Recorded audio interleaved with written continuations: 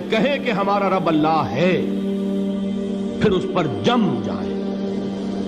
ان پر فرشتوں کا نزول ہوتا ہے، نہ کوئی غم کرو نہ خوف، خوشیاں مناؤ جنت کی جس کا تم سے وعدہ کیا گیا تھا۔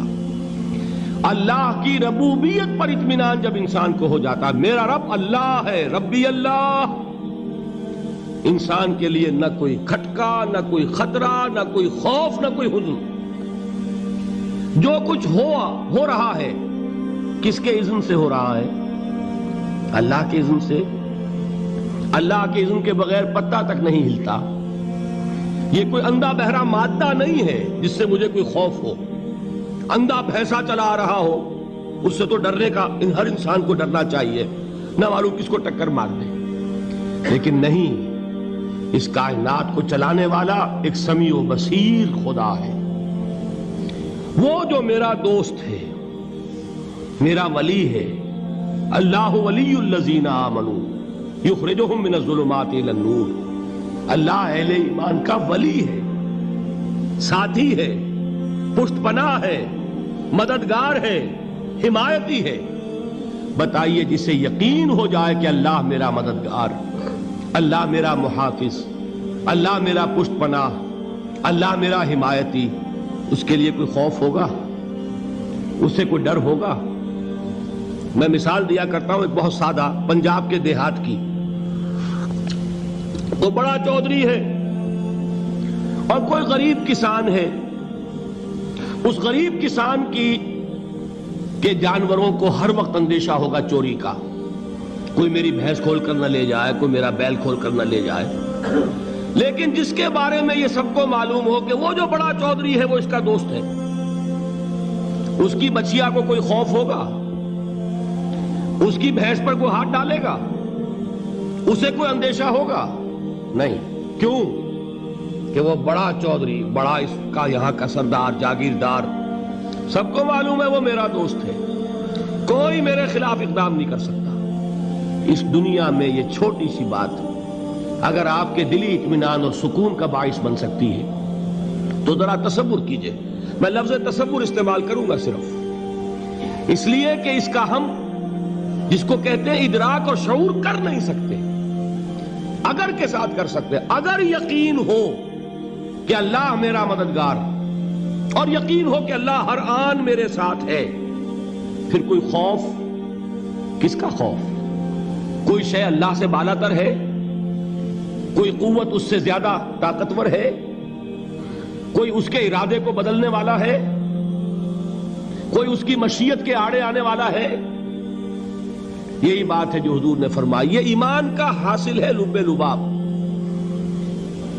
کہ دیکھو اچھی طرح اس بات کو ذہن نشین کر لو، اگر تمام انسان مل کر تمہیں کوئی نقصان پہنچانا چاہے نہیں پہنچا سکتے، مگر جو کچھ اللہ نے لکھ دیا ہو، اور تمام انسان مل کر تمہیں کوئی نفع پہنچانا چاہے نہیں پہنچا سکتے، مگر وہ شے جو اللہ نے طے کر دی۔ آپ پھر میں کہوں گا ذرا طاری کیجئے، اسے فرض کیجئے، اسے سوچئے۔ اگر اس حدیث پر ہمارا دل ٹھکا ہوا ہو تو کسی سے ڈر ہوگا؟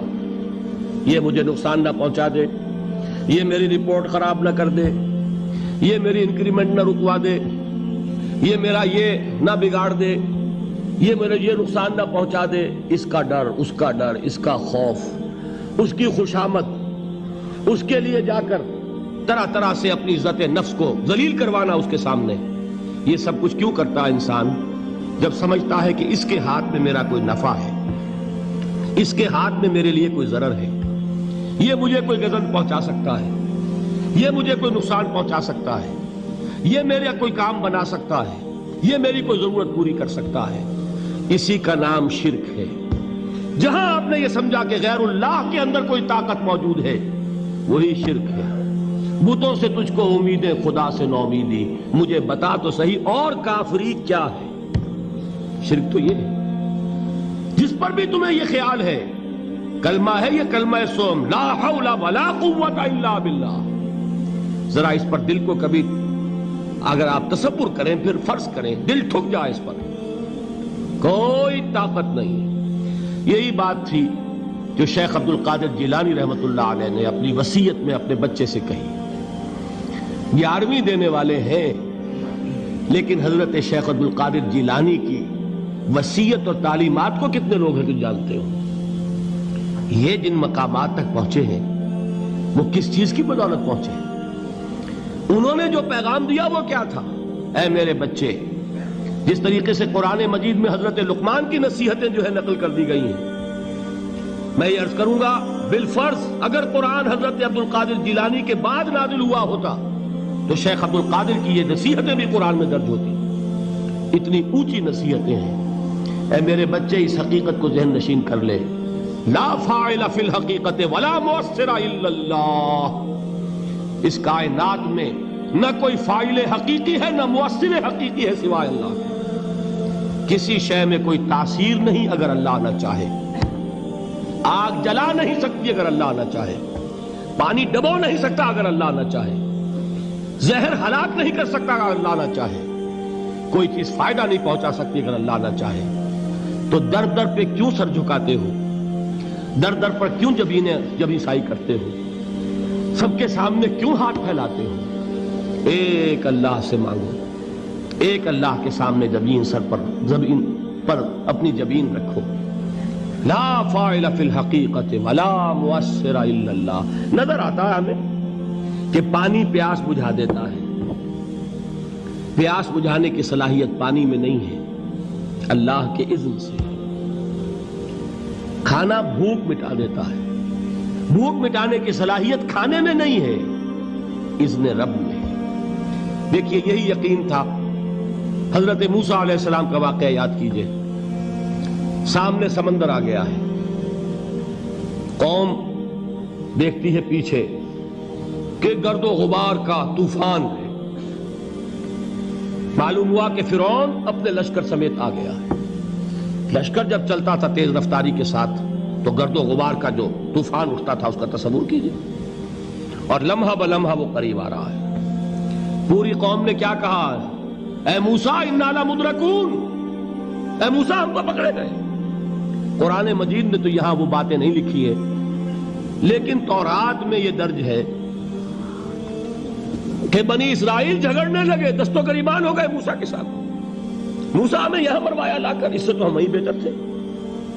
وہاں کھانے کو ملتا تھا، زندگی تو تھی، بیگار ہم کر رہے تھے، موت تو نہیں تھی. اب جو کچھ ہوگا اس کا تصور کرو، جس طریقے سے ہمارے ٹکڑے اڑائے جائیں گے. تو لڑ رہے ہیں حضرت موسیٰ علیہ السلام سے. یہ تورات کی تفصیل ہے. قرآن میں صرف اتنا آیا ہے، پریشان ہو کر انہوں نے کہا انا لمدرکون. موسیٰ ہم تو پکڑے گئے. اس وقت موسیٰ کا جواب کیا ہے؟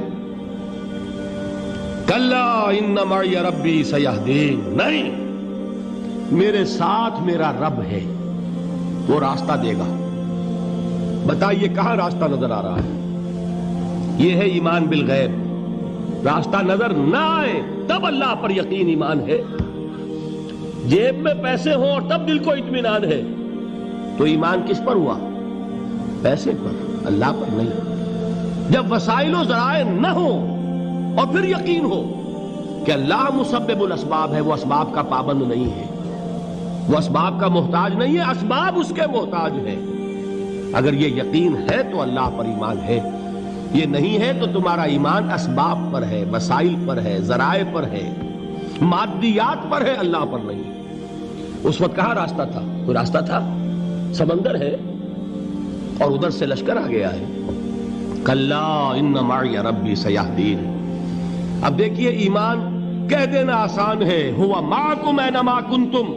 جہاں کہیں بھی تم ہوتے ہو اللہ تمہارے ساتھ ہوتا ہے. لیکن اس کا یقین قائم ہو جائے تو زمین و آسمان کا فرق واقع ہو جائے.